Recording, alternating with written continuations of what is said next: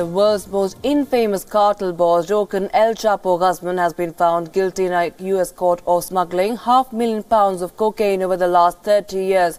The unanimous verdict by a jury in Brooklyn, New York, was read out in a packed courtroom after an 11-week trial. The 61-year-old faces a mandatory sentence of life behind bars.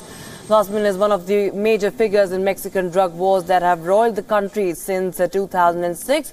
He has become almost legendary for escaping from Mexican high-security jails twice and avoiding massive manhunts. He even had cultivated a Robin Hood image among the poor in his home state of Sinaloa.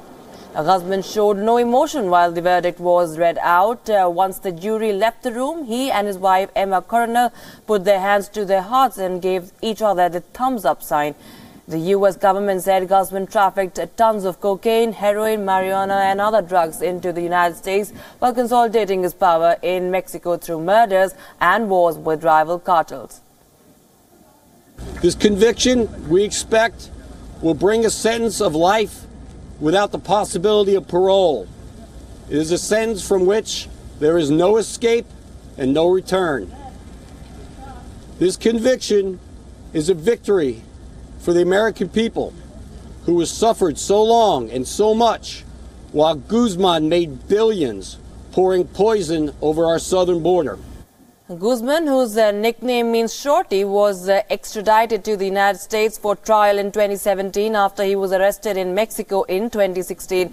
Although other high-ranking cartel figures had been extradited previously, Guzman was the first to go to trial instead of pleading guilty. Lawyers for the Mexican drug lord said his conviction will be appealed. The case was obviously, anybody who witnessed it could see how utterly and completely overwhelming the amount of evidence was. We obviously, I don't think anybody would doubt that we fought like hell. We fought like complete savages and left it all on the battlefield for Joaquin Guzman. I mean, this is America, and no matter who the defendant is, you still have to fight to the death.